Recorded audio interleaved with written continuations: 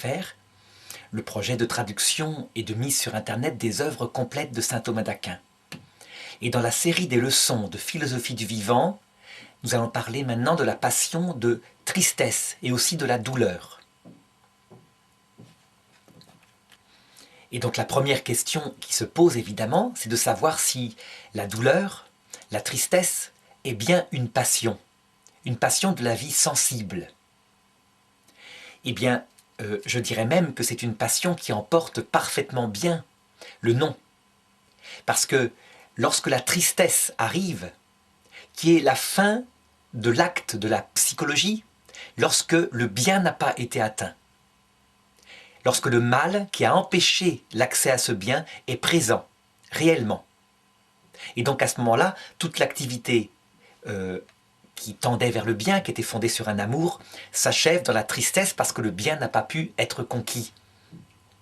Et donc, lorsqu'elle éprouve la tristesse, l'âme sensible est dans la passivité et dans la passion par excellence. Elle subit. Toute son action, portée par l'amour, consistait justement à éviter que ce mal triomphe et à conquérir le bien. La chose ayant échoué, cela s'achève dans la tristesse.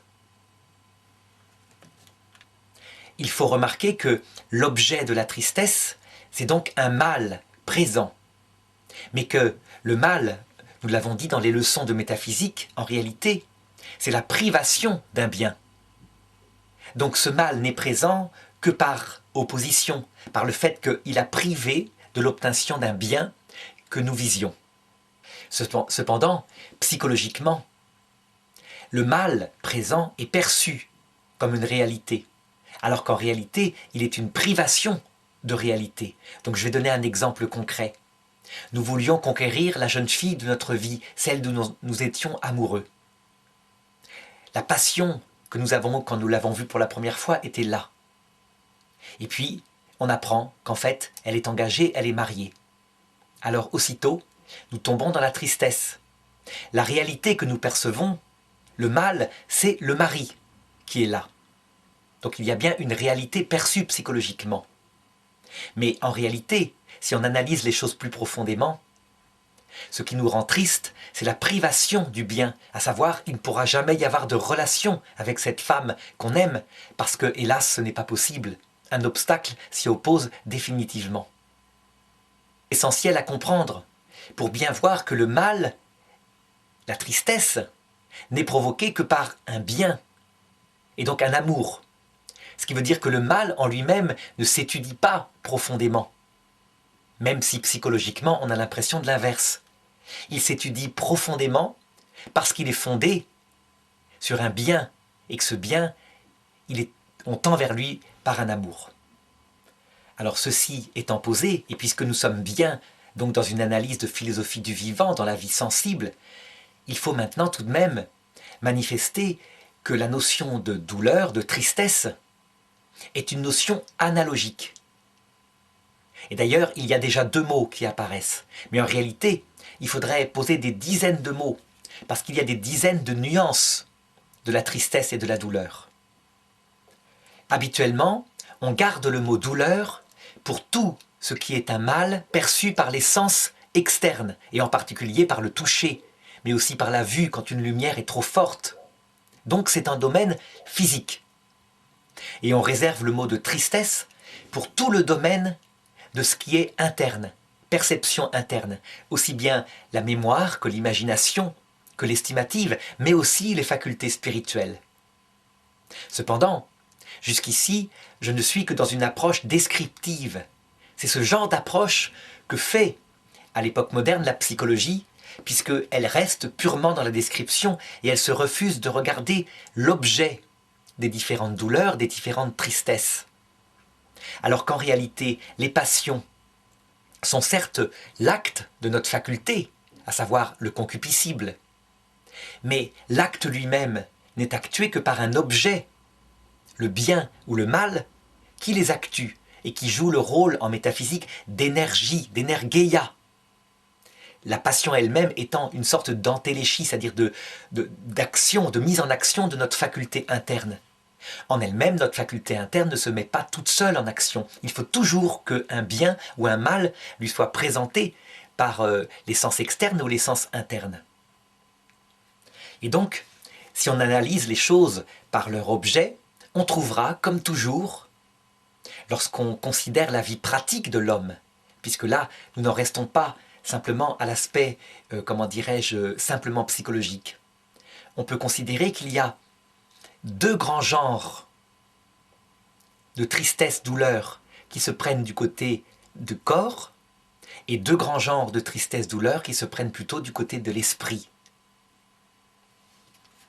Alors, du côté du corps, lorsque ça touche uniquement les sens externes, donc l'aspect physique, je dirais, on parlera de douleur.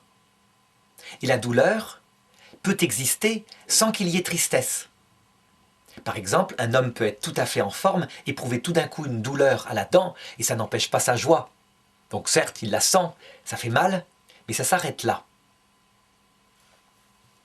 Lorsque les sens internes, donc le domaine sensible pour lui-même est touché par un mal, alors on parlera plutôt de tristesse. L'exemple que je peux donner de tristesse purement intérieure, donc qui n'a pas affecté la douleur physique extérieure. Par exemple, nous pensions avoir un morceau de gâteau, il a été mangé par les autres, et donc il n'y en a plus. Oh, c'est dommage, il y a une tristesse sensible. Mais il faut remarquer que cette tristesse sensible-là est moins douloureuse que si le bien nous avait paru plus important. Comme je reprends l'exemple de tout à l'heure, nous pensions pouvoir avoir une relation avec cette femme dont nous étions tombés amoureux, qui est la femme de notre vie, dans notre imaginaire. Il s'avère qu'elle est prise. La douleur est bien plus intense parce que ce bien paraissant important, la tristesse ressentie, qui est donc une forme de douleur, est plus importante. D'ailleurs, pour conquérir cette femme, nous avions mis en place notre irascible, ce qui montre bien que ce bien n'était pas relatif comme le petit gâteau au chocolat dont je viens de prendre l'exemple à l'instant. Le mot tristesse peut aussi être employé pour le domaine de la vie spirituelle. Et alors, on voit apparaître deux grands domaines. Le domaine de tout ce qui nous est connaturel, par exemple l'art, la morale, la politique, les activités intellectuelles diverses. Et dans ces domaines-là, lorsqu'on n'atteint pas l'objet qu'on recherche, eh bien, on peut éprouver une déception, une tristesse d'ordre spirituel. Elle n'est pas forcément ressentie, mais en général, comme le spirituel se répercute sur le passionnel, il y a en même temps un fort sentiment psychologique. Donc je vais donner un exemple. On faisait confiance à un ami, on croyait qu'il était bien. Or cet ami se révèle, dans son comportement concret, lié à telle situation, avoir trahi, n'avoir pas été digne de confiance. Eh bien, il y a véritablement une tristesse, parce que notre intelligence, notre esprit se portait vers lui comme une personne de confiance, et on découvre tout d'un coup un obstacle par rapport à cet amour, à savoir, il n'est pas digne de confiance. Il y a un mal d'ordre spirituel, il trahit. Évidemment, comme l'attachement est aussi sensible, comme je l'ai dit, ça peut toucher aussi notre sensibilité. Ça peut prendre aussi le domaine artistique. Un artiste qui est en passe de vouloir réaliser une inspiration. Il a eu une pensée profonde. Il rentre dans l'œuvre et il n'arrive pas à la réaliser. Ou alors il la réalise, mais sa chose se désintègre. C'est ce qui était arrivé à Léonard de Vinci, qui avait fait des fresques avec une nouvelle méthode. Et il a eu la grave déception de voir que sa nouvelle méthode ne fonctionnait pas, que ça se mettait à faire des bulles, etc. Ça a été une catastrophe. Eh bien, on peut en éprouver une tristesse. Tristesse qui peut être grave s'il a mis sa finalité dans cette œuvre qu'il y a passé 1 an, ou qui peut être relative s'il se dit « bon, mon talent, je l'ai toujours, je vais recommencer ». C'est pareil au plan politique. Bref, dans toutes les activités, on voit des personnes qui, par exemple, font une recherche philosophique, qui n'arrivent pas à comprendre une conclusion, qui n'arrivent pas à aboutir, et qui en éprouvent une déception. Je me rappelle, quand j'étudiais les voies d'accès à Dieu par le père Marie-Dominique Philippe, La manière dont il les présentait ne m'a jamais convaincu. Et c'était une déception intellectuelle parce que je me disais, quand même, lui il voit l'existence de l'être premier, ça lui semble évident. Pourquoi est-ce que je n'arrive pas à comprendre? Tristesse intellectuelle. Le quatrième genre de la tristesse, c'est quand ça prend cette partie particulière de l'esprit qui est beaucoup plus profonde que le reste et qui ne se contente pas des sciences, des activités morales, mais qui cherche carrément le sens ultime à tout. C'est le domaine de la sagesse.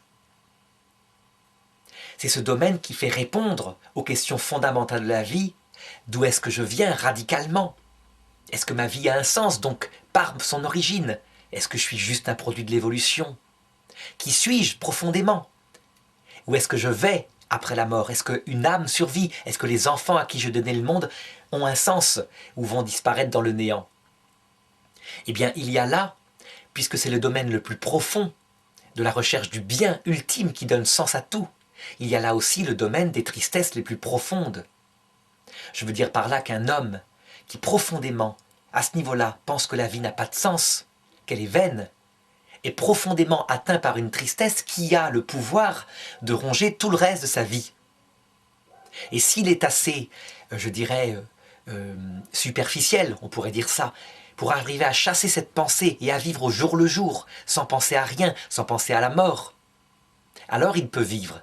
Mais les personnes les plus profondes, les plus mystiques, sont quelquefois rongées par cette tristesse d'ordre métaphysique au point qu'ils ne peuvent plus vivre. Ils n'y arrivent plus. Toute leur vie perd son sens. C'est ainsi que l'athéisme, pour celui qui ne croit pas en Dieu, est source de tristesse parfois profonde. De même que la certitude d'être damné pour celui qui est croyant, c'est-à-dire de ne pas être digne d'aller dans la vie qu'il espère, est source de tristesse, voire même de désespoir. Désespoir étant une passion beaucoup plus profonde que la tristesse. Donc il faut bien garder en tête ces 4 analogués de la tristesse et de la douleur pour bien comprendre le reste de l'analyse que je poserai. Il faut bien comprendre que puisque les douleurs et les tristesses peuvent avoir des motifs différents, il est évident que sous un rapport, on peut être dans la joie, et sous un autre rapport, dans la tristesse profonde. Il faut aussi se rendre compte que la douleur physique est finalement, puisqu'elle touche le moins notre être profond, la moins douloureuse. Ensuite, la douleur psychique, celle qui touche nos passions, est plus douloureuse qu'elle, parce qu'elle touche nos sens intérieurs. Il peut y avoir un état vraiment de malaise. On est mal dans sa peau, on n'est pas sécurisé, on n'est pas valorisé, on n'est pas autonome. Ça, le psychologue Piaget l'avait bien décrit. La douleur spirituelle, qui n'est pas forcément ressentie, qui est comprise. La déception d'un ami qui est un traître, est beaucoup plus douloureuse, en fait. Et lorsqu'elle conduit, lorsque ce bien est le seul bien qu'on avait, le bien spirituel, elle peut conduire au désespoir spirituel. Par exemple, un conjoint qui est trahi par la femme ou l'homme de sa vie, qui avait tout mis son espoir et son amour en lui ou en elle, peut être mené, évidemment, à davantage que la tristesse. Ça veut dire que la passion de l'irascible désespoir accompagne la passion du concupiscible tristesse, et là, ce sont des états terribles qui peuvent donner des idées de mort. La tristesse et la douleur la plus profonde, elle est d'ordre mystique. Ça ne paraît pas comme cela, parce que les gens souvent s'étourdissent. Mais en réalité, lorsque la vie profonde n'a pas de sens, que la personne vieillit, qu'elle se dit « ça ne sert à rien tout ce que je fais, tout est vain », qu'elle a construit sa maison, qu'elle l'a, mais qu'elle n'a pas de sens, cette douleur spirituelle d'ordre mystique peut détruire la capacité même, l'envie même de se secouer, de vivre, d'agir encore. Il y a beaucoup de gens actuellement qui sont rongés par cette douleur-là et qui ne le savent pas, qui n'analysent pas ce qui ne va pas en eux, qui ne comprennent pas. En réalité, c'est qu'ils n'ont pas de sens ultime à leur vie. En comprenant ça, on peut voir que parfois, un homme peut être dans la douleur physique, objective, ponctuelle, et être dans la joie à d'autres niveaux. Je me rappelle avoir fait l'expérience de ça lorsque j'avais eu une pierre au rein. Expérience qui fait beaucoup rire, qui fit beaucoup rire mon épouse parce que c'est aussi douloureux, paraît-il, que l'accouchement. Or, c'est un tout petit caillou qui doit passer. Et je me rappelle que elle était penchée sur moi, qui était allongée par terre, parce que je ne pouvais même pas rester debout, et elle me faisait ces remarques-là. Et je me rappelle que je riais intérieurement, j'étais tout à fait joyeux. La douleur physique était là, objective, mais j'étais tout à fait joyeux pour le reste, fort heureusement parce que cette douleur ne dura que 2 heures. Si évidemment elle avait duré 8 jours en m'empêchant de dormir, elle se serait traduite par une douleur psychologique, et là elle aurait rendu beaucoup plus douloureuse la pure douleur physique. La douleur psychologique, la fatigue, l'épuisement, les peurs, quand elle accompagne la douleur physique, elle la démultiplie. Évidemment, ma femme étant une femme totalement aimante et fidèle, la douleur spirituelle n'aurait pas été là. Le fait que j'ai la foi, que je suis croyant, la douleur mystique n'aurait pas été là. Par contre, lorsque dans son épreuve physique au départ, Sainte Thérèse de l'Enfant Jésus perd à un moment donné l'idée même que Dieu existe, alors qu'elle a fondé toute sa vie sur ça, l'espoir de le voir un jour. Elle vit une nuit tellement terrible que cette nuit est d'ordre mystique, c'est la plus terrible qu'on puisse imaginer. Et elle fait remarquer dans ses derniers entretiens qu'elle comprend maintenant ceux qui se tuent. Parce qu'il n'y a pas de plus grande douleur, effectivement, douleur, tristesse. Le mot peut être employé, même si habituellement on emploie douleur pour la douleur physique. Il n'y a pas de plus grande douleur que la douleur d'ordre mystique, lorsqu'on a perdu ce qui fait le sens de sa vie. Alors, on peut donc, de cette remarque, conclure que la douleur et la tristesse sont bien contraires au plaisir et à la joie. Ce sont des passions qui s'inversent. Mais elles sont contraires niveau contre niveau. Je veux dire par là qu'une grande douleur physique s'oppose évidemment à la joie d'être bien dans son corps. Au plaisir d'être bien dans son corps, je devrais dire plutôt. J'emploie souvent les termes l'un pour l'autre, et peu importe à la rigueur, puisque tout cela, ce sont des mots analogiques. Par contre, une douleur physique peut ne pas s'opposer à la joie spirituelle, parce que ce n'est pas au même niveau. De même, il peut arriver qu'on soit dans la douleur, la tristesse spirituelle profonde, on va mal, alors que physiquement, le corps est très bien. Cependant, comme cette douleur-là est bien plus profonde, on ne se rend même plus compte que le corps est très bien. On ne voit même plus sa santé. D'où, malheureusement, la destruction que font certains jeunes dont le corps est parfait, en pleine forme, mais qui sont mal dans leur peau. Je pense à l'anorexie mentale, au suicide aussi. Il y a toutes sortes de choses comme ça qui viennent de douleurs, évidemment, et de, comment dirais-je, de souffrances d'ordre intérieur. Saint Thomas d'Aquin, dans la question 35 de la deuxième partie, dans la première partie de la deuxième partie de sa somme théologique, article 5, se pose la question suivante. Est-ce qu'il peut y avoir une douleur qui est contraire à la contemplation? Il dit oui, de plusieurs manières. Par exemple, lorsqu'on contemple un objet de douleur. Parce que la contemplation ne porte pas forcément sur quelque chose de beau. On peut contempler véritablement, même au point de vue spirituel, la souffrance des hommes qui errent, qui cherchent le sens à leur vie. Et cette contemplation-là, par son objet, est source de douleur véritable. On se rappelle par exemple Saint Dominique qui passait les nuits entières à pleurer en disant dans sa prière « Que deviendront les pauvres? Que deviendront les pauvres pécheurs ?» Il pensait qu'ils seraient damnés pour l'éternité. Il y a aussi une contemplation, comme je le disais, de la douleur des peuples qui sont errants. C'est une contemplation qui peut être religieuse ou qui peut être simplement philosophique, simplement par compassion, par philanthropie. Et dans les deux cas, l'objet est source de douleur.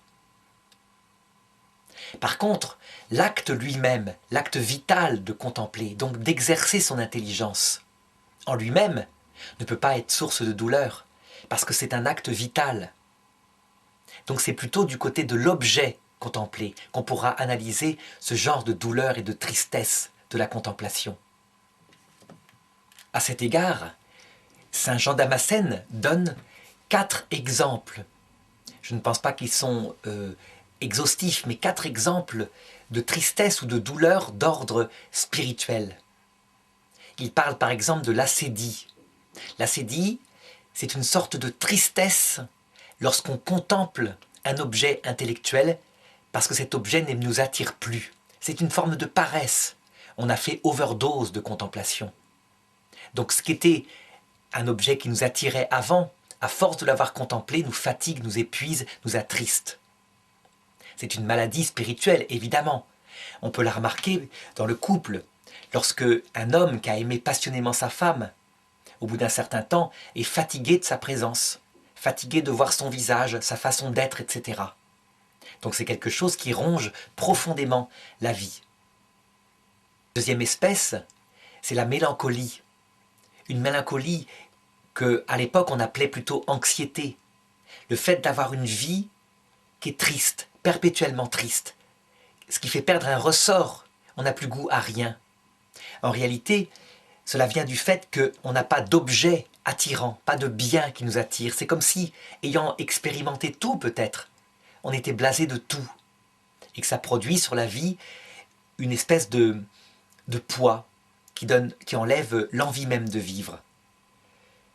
Souvent, on le voit à notre époque, et on voit des personnes, parce qu'elles ont peut-être eu trop d'argent, trop d'amour, trop de bien, n'arrivent plus à trouver même là-dedans un but à leur vie. Et on les voit courir pour essayer de se redonner un but quelconque, faire des stages de misère, par exemple, de misère physique, avec des pauvres, en Afrique, de manière à se restimuler, en se disant quand même j'ai tout, je devrais être heureux.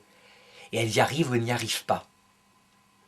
Pour éviter cette mélancolie qui porte sur cela, il faut toujours garder en tête qu'un enfant qu'on comble trop, qu'on gâte, perd goût à tout, et qu'il vaut mieux parfois avoir connu un peu la dureté de la vie pour se rendre compte des avantages qu'on a après.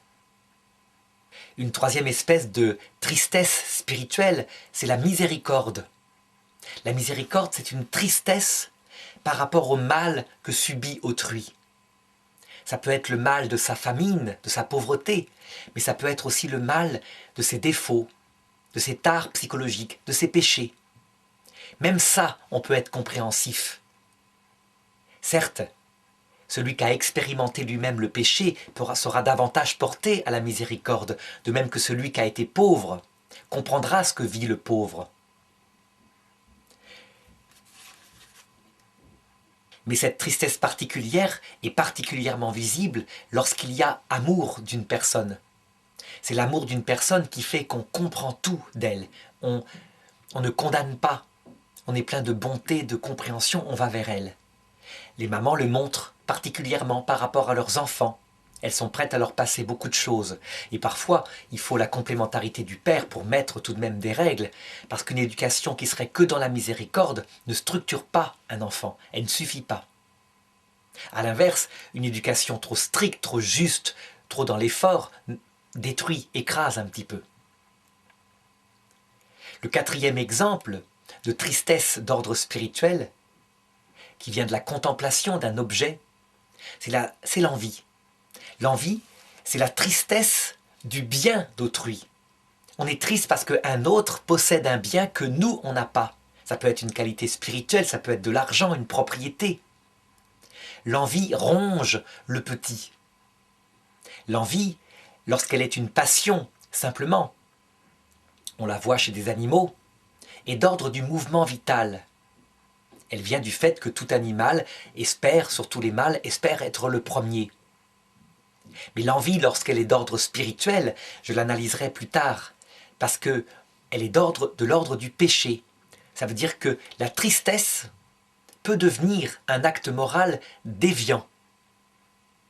De même d'ailleurs pour la miséricorde, qui lorsqu'elle est excessive peut être aussi de l'ordre du péché, puisque la bonté d'un acte moral se prend toujours d'un juste milieu.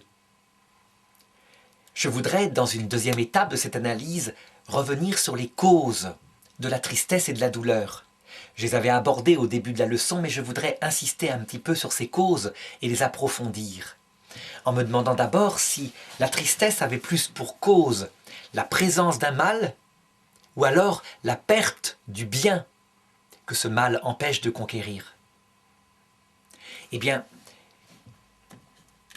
je veux le redire, puisque la tristesse est un acte de connaissance, c'est lié à une connaissance, c'est un acte donc de la psychologie. Ce qui compte pour elle, ce n'est pas l'analyse philosophique des termes, c'est ce qu'elle ressent. Et donc la tristesse, dans un acte de connaissance, lui présente le mal comme une réalité objective, qu'on peut visualiser, qu'on peut même montrer du doigt parfois, comme par exemple l'ennemi qui va nous détruire notre, je sais pas moi, notre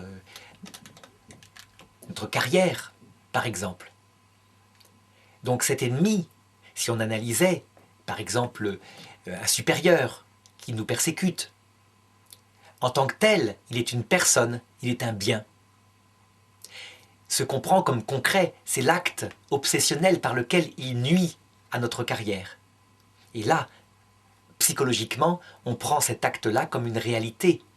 En réalité, maintenant, lorsqu'on analyse les choses, on s'aperçoit que ce qui nous attriste, c'est le danger sur un bien qu'on aime, à savoir par exemple notre carrière. Donc c'est bien la perte possible d'un bien, cette carrière, qui nous rend triste. Donc il faut toujours avoir en tête ces deux niveaux, ces deux approches. L'approche, on dirait, phénoménologique, ce qu'on ressent, et qui, elle, prend le mal comme une réalité, et l'analyse par les causes, qui se rend bien compte que le mal est plutôt une privation du bien, et donc ne se comprend que par le bien qui est perdu. Il ne faut pas opposer ces deux approches. L'un est du domaine de la psychologie, l'autre est du domaine de la philosophie du vivant. Et justement, dans une analyse philosophique, on pourra dire que la tristesse, la douleur sont toujours provoquées par un amour. Que ce soit un amour de convoitise, donc passionnel, qui veut s'accaparer un bien pour soi, que ce soit un amour spirituel, donc qui veut se porter vers une personne et lui vouloir son bien. C'est d'ailleurs, il faut le remarquer, une des vérités du bouddhisme. Une des grandes vérités du bouddhisme consiste à analyser toutes les douleurs, toutes les tristesses qu'il y a en nous, en disant elles viennent du fait que nous avons des désirs et donc des amours. Et le bouddhisme, comme sagesse, puisqu'il ne croit pas en un être premier ou dans la survie des personnes, consiste à apprendre aux hommes à se débarrasser des désirs pour devenir dans le grand tout de l'univers, ce qu'il est en réalité, une partie du grand tout, et non une substance individuelle, source de désir. Lorsqu'effectivement tous les désirs disparaissent, y compris les désirs spirituels, lorsque la contemplation consiste à ne rien contempler, et qu'on s'y est entraîné toute sa vie, il peut y avoir une paix totale qui apparaît. Mais c'est une paix qui n'est pas la paix atteignant un objet. Ça n'a rien à voir avec le monde occidental qui, lui, au contraire, croit en la permanence des personnes et qui pense que la paix sera obtenue par l'acquisition du bien qui correspond à cette personne, le bien ultime étant la vision béatifique, donc la vision de l'être premier, et puis le fait de retrouver ses amis. Dans un monde, comment dirais-je, réel, un monde où sont présents des plantes, des arbres qui correspondent à notre sensibilité. Dans le monde bouddhiste, l'analyse conduit à autre chose. Elle ne donne pas l'espérance d'une réalité qui corresponde au désir de l'âme, mais elle apprend à ses adeptes à se débarrasser des désirs pour obtenir la paix totale intérieure par l'extinction de la douleur, donc des désirs. Alors il peut y avoir une autre façon d'aborder la cause de la douleur. Finalement, toute douleur vient du désir de l'unité avec le bien qu'on convoite ou qu'on désire, ou qu'on veut atteindre. Tous les mouvements animaux, mais aussi les mouvements spirituels chez l'être humain, tendent à l'unité avec un bien qui est présenté à la connaissance. Les animaux, par exemple, s'ils veulent s'assimiler de la nourriture, c'est en vue d'obtenir l'unité, la paix intérieure de leur être qui est affamé. Lorsqu'ils se battent pour conquérir une femelle, c'est qu'ils tendent à la réalisation, à l'unité avec un bien qui leur apparaît essentiel, la survie de l'espèce, la reproduction. Pour eux, concrètement, ça se traduira par la conquête d'une femelle, l'union sexuelle à une femelle, mais de toute façon, il y a une recherche d'unité radicale avec un bien qui est sous-jacent à cela. Cette considération, finalement, peut se résoudre en un seul mot. Tout être vivant, conscient, sans exception, est programmé par sa nature à chercher le bonheur, donc un bien-être. Et il veut s'unir à ce bonheur qui parfois est réalisé à travers quelque chose de concret et parfois à travers quelque chose d'imaginaire ou pour l'homme de spirituel. Je voudrais maintenant décrire les effets de la douleur et de la tristesse. Le premier effet que l'on constate, qui est visible pour tous les niveaux de douleur, c'est qu'elle affaiblit l'activité. C'est comme si l'activité étant motivée par l'acquisition d'un bien, la présence de la tristesse et de la douleur qui indiquent à l'âme que ce bien est perdu, empêchait toute activité vitale. Elle stérilise l'envie même d'agir. C'est logique, puisque l'action, comme je l'ai dit, venait de l'amour. Et donc si cet amour est impossible, l'action disparaît aussitôt. Que la tristesse et la douleur abîment l'action de deux manières. D'abord, comme je l'ai dit, en privant de l'objet qui motive l'action, mais aussi en affaiblissant par son énergie l'activité elle-même. Je veux dire par là qu'on n'a plus de motivation. La tristesse peut absorber tellement notre énergie qu'on n'a plus envie de rien faire, même dans les domaines où elle n'est pas, comment dirais-je, directement en jeu. Prenons l'exemple suivant, celui de la dépression mystique. Un homme qui est triste parce qu'il ne sait pas à quoi sert sa vie. Et pourtant, à côté de cela, il a une femme, il a des enfants qui l'aiment, qui vivent autour de lui. Eh bien, il perd son énergie pour s'occuper de sa femme et de ses enfants. La tristesse ne porte pas sur sa femme et ses enfants, elle porte sur autre chose. Eh bien, elle a la capacité d'affaiblir la motivation pour tout. Et c'est principalement le cas d'ailleurs pour les tristesses d'ordre spirituel. Plus la tristesse est spirituelle, plus elle a cette propriété. La douleur physique aussi peut le faire. Lorsqu'on a très mal à une dent, il est évident qu'on ne peut pas donner cours, par exemple, que l'énergie est comme pompée par cette douleur. Cependant, c'est encore plus vrai pour les douleurs spirituelles. Alors si la tristesse et la douleur, cette double manière que j'ai indiquée, donc en privant de l'objet qui est recherché, qui motive, et en atteignant directement l'activité, peuvent diminuer, comment dirais-je, toutes les activités humaines, c'est particulièrement vrai pour les activités affectives et intellectuelles. Donc pour la vie morale, mais aussi pour la vie de la recherche de la vérité. C'est vrai aussi pour la vie politique. Un homme politique qui n'a plus, qui est pris par une tristesse qui l'abîme, qui l'empêche d'agir, peut se décourager même de l'effort de faire de la politique. Donc ce qui est vrai pour l'esprit peut être décrit aussi pour le corps.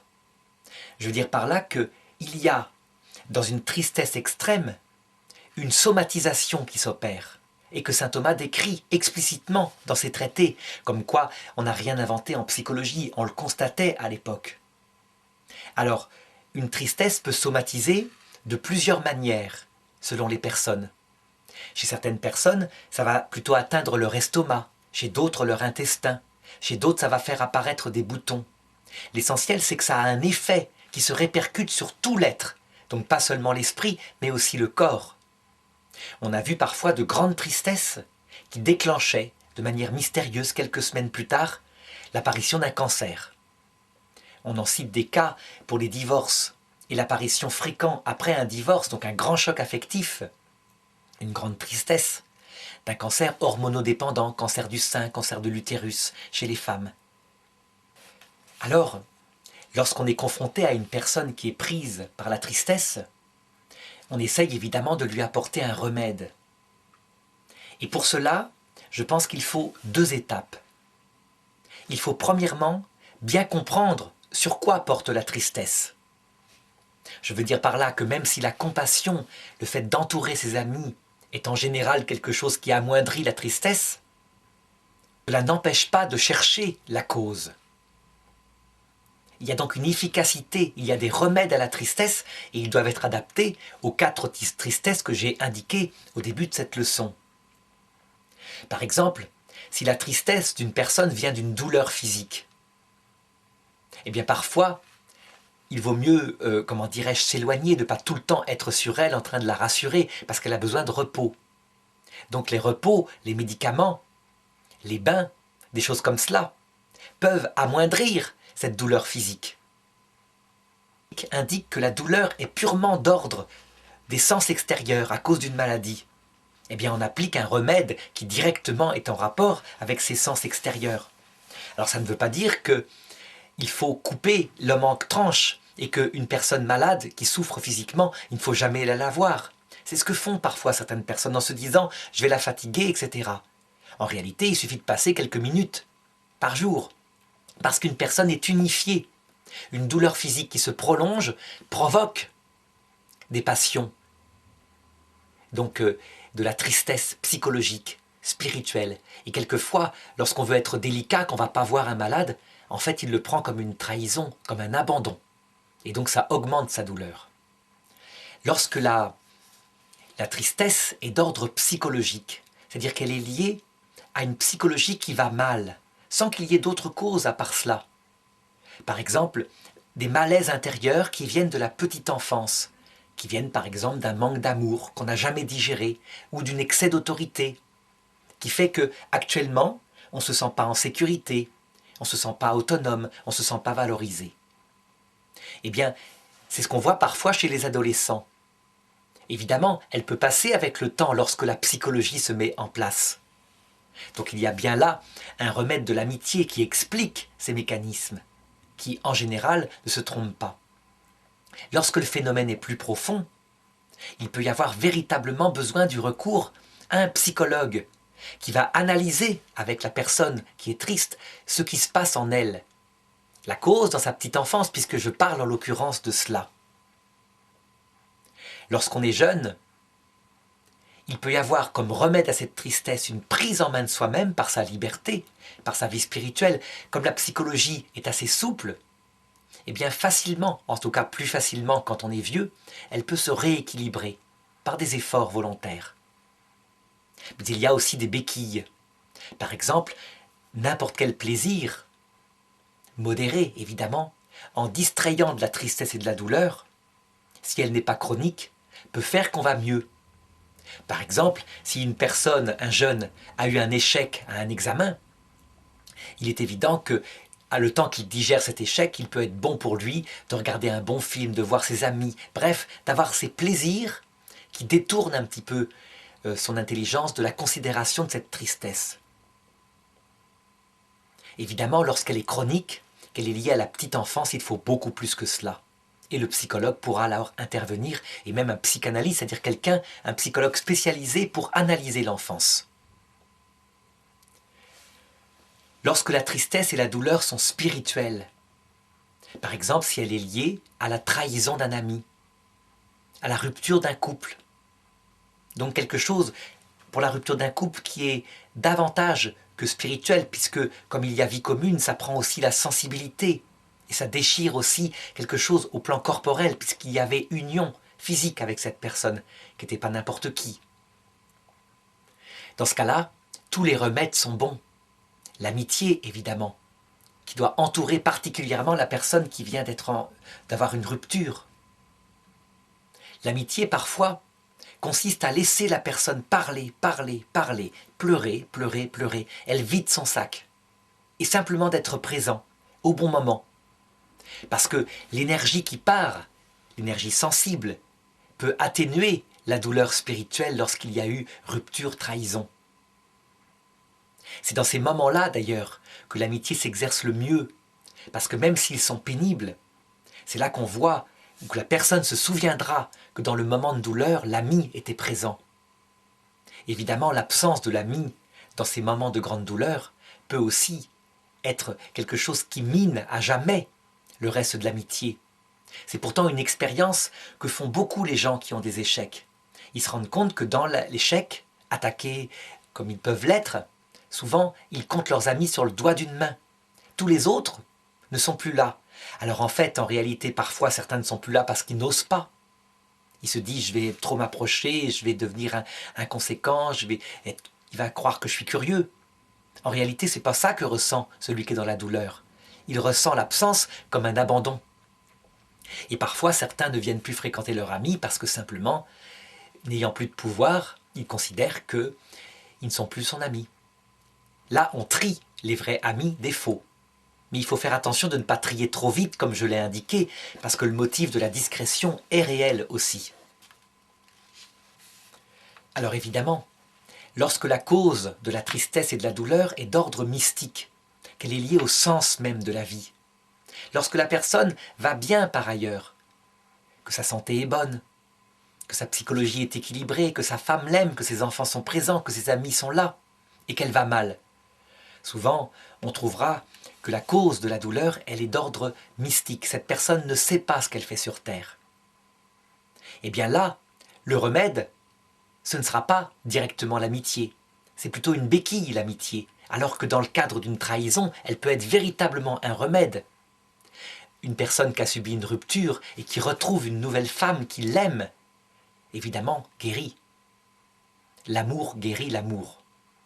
Mais dans le cas où la cause n'est pas à ce niveau-là, eh bien, tout le reste, y compris manger du Nutella, donc se donner du plaisir psychologique, ça ne peut être que des béquilles. Le seul remède, parce qu'il correspond à la cause qui est atteinte, c'est évidemment un remède mystique. Et saint Thomas d'Aquin le décrit dans une de ses questions en disant que la contemplation de la vérité, la recherche du sens à sa vie, il pense à ça, hein. Il ne s'agit pas de contempler la vérité, ici, de la physique nucléaire, ou la biologie. Non, quand la tristesse est due à quelque chose de plus profond, il s'agit de la recherche de la sagesse. Est-ce que la vie a un sens? Qu'est-ce que je fais sur Terre? Est-ce que c'est vrai qu'il n'y a rien? Et donc, il peut être intéressant, par exemple, de présenter les expériences de gens qui ont approché la mort. Il y a des tas de reportages là-dessus sur Internet. Ou de présenter les réponses des religions. Pour le philosophe, la réponse, évidemment, est d'ordre philosophique. On réfléchit. Est-ce que la vie a un sens? Est-ce qu'on peut démontrer qu'il existe un créateur? Est-ce qu'on peut démontrer que l'âme survit après la mort? La réponse rationnelle sera efficace chez un homme rationnel, un homme intellectuel. Mais chez les personnes qui ont du cœur, qui ne sont pas des intellectuels purs, c'est plutôt la présentation de témoignages, les gens qui ont approché la mort, la présentation des religions, les croyances, la foi, qui même si elle ne peut pas être démontrée, de toute façon, vont être un remède d'espoir à la douleur d'ordre mystique. Alors il me reste enfin à aborder tristesse et douleur d'un point de vue moral. Est-ce que la tristesse et la douleur peuvent être morales ou peuvent être immorales? Eh bien je dirais que la réponse à cette question se prend de la réponse que j'avais faite lors de la question précédente par rapport au plaisir et aux amours. La moralité des plaisirs, la moralité des amours se prennent de ce qui est le bien moral et de ce qui est le mal moral.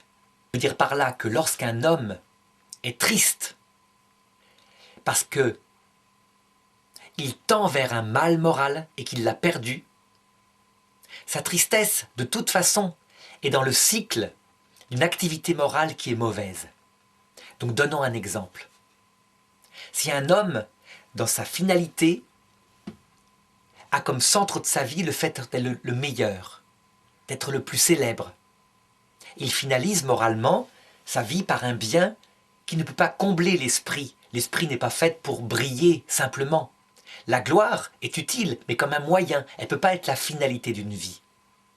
Et donc si cet homme est rongé par la tristesse qui s'appelle l'envie, la tristesse d'un autre homme qui a des biens que lui souhaiterait avoir et vraiment, il est furieux parce qu'il ne les a pas.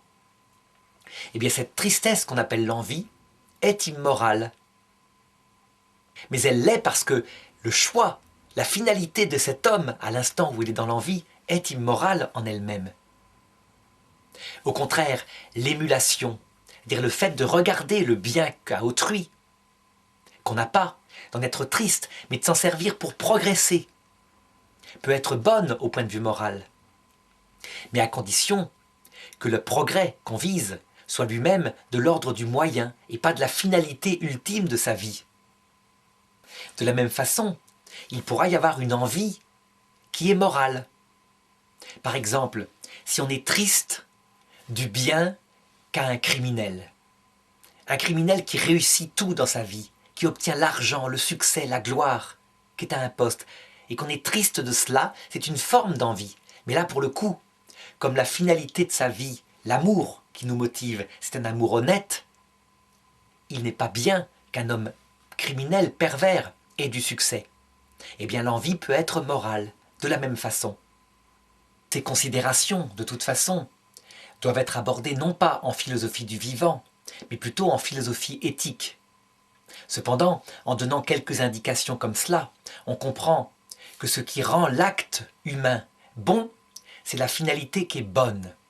Et pour un humain, la finalité qui est bonne, c'est celle qui va combler les parties les plus grandes de son esprit et mettre à la juste place ce qui est de l'ordre du moyen. En éthique, Aristote dit que la finalité bonne, c'est donc l'amour envers des personnes qui sont respectées comme telles, et puis la recherche de la sagesse, du sens de la vie, la contemplation de l'être premier. Évidemment, la recherche des honneurs, des plaisirs, des richesses, sont quelque chose de bon, mais à condition, évidemment, qu'elles ne soient pas la finalité ultime de la vie, mais qu'elles soient de l'ordre du moyen. Ceci étant posé, cette distinction entre finalité et moyen, eh bien les tristesses qui interviennent dans tous les actes moraux s'analyseront en fonction de cela.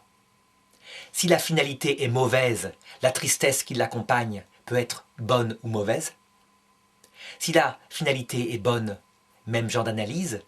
Et puis après, il y a les tristesses et les joies du côté des moyens qu'on utilise, qui réussissent ou qui ne réussissent pas, et qui trouvent leur caractère moral ou non, d'abord de la finalité, et aussi de l'honnêteté des moyens. Toute finalité ne permet pas d'utiliser tous les moyens. Alors le mieux, c'est que je prenne quelques exemples concrets, parce que la théorie, évidemment, est toujours trop abstraite. Imaginons un homme qui a comme finalité de sa vie de chercher la vérité. Il cherche vraiment la vérité, il veut être philosophe, il a l'esprit qu'il convient. La finalité est bonne. Lorsqu'il a de la joie parce qu'il a trouvé une conclusion dans le domaine de la vérité, cette joie est bonne moralement et elle est bonne aussi intellectuellement. Lorsqu'il a une tristesse parce qu'il voit que quelqu'un d'autre a trouvé la vérité avant lui, alors c'est autre chose. Ça veut dire que cet homme a une deuxième finalité, la gloire, les honneurs. Et cette tristesse-là, qui est de l'ordre de l'envie, sera donc mauvaise. Sauf s'il se rend compte et qu'il décide de s'en servir juste comme émulation. Donc il remet cette tristesse, cette envie à sa juste place au niveau des moyens. Le fait de voir un autre triompher avant lui, c'est sûr, il sait qu'il aime bien la gloire, mais il la modère. Et donc plutôt que de s'attrister et de se ronger, éventuellement de détruire l'autre, il s'en sert pour chercher encore plus, pour progresser dans sa recherche de vérité. Alors il transforme ce sentiment d'envie, qui est naturel, il est naturel de chercher le succès, en quelque chose de bon moralement. Du côté des moyens, si cet homme décide de voler des livres dans une bibliothèque qui lui permettront de trouver la vérité, eh bien, la finalité de son acte reste bonne, il cherchait la vérité. Cependant, les moyens qu'il a utilisés sont mauvais.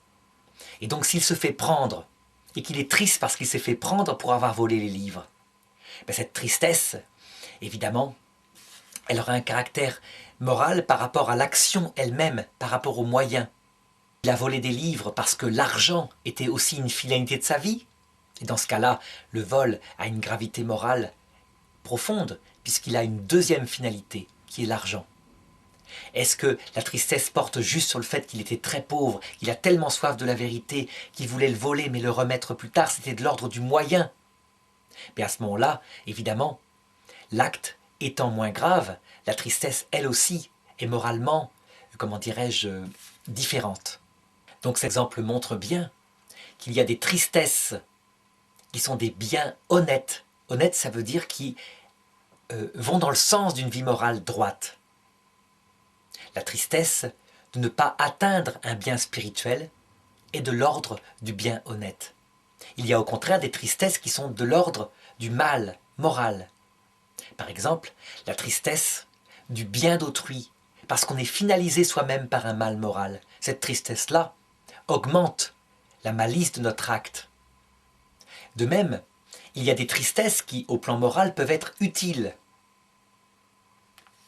Si la tristesse s'avère par accident motiver notre action vers le bien, un échec particulier qui a provoqué une tristesse nous permet de nous remettre en cause, de mieux agir la fois suivante, alors il y a des tristesses qui sont utiles. Le problème de la tristesse, c'est qu'elle doit toujours être dans un juste milieu. Il y a des tristesses ultimes qui touchent aussi au désespoir et qui brisent définitivement tout élan. On a vu des personnes qui avaient des échecs affectifs et qui après ne s'en relevaient pas. Cette tristesse-là n'est pas utile. Et si elle a quelque part une utilité d'ordre mystique, on n'en sait rien au point de vue philosophique. Ce qu'on constate au point de vue philosophique, c'est qu'elle détruit l'activité d'une personne. Elle est allée trop loin. Par contre, une tristesse modérée peut motiver une personne, peut motiver son intelligence, mais aussi sa volonté, qui se porte mieux la fois suivante vers le bien.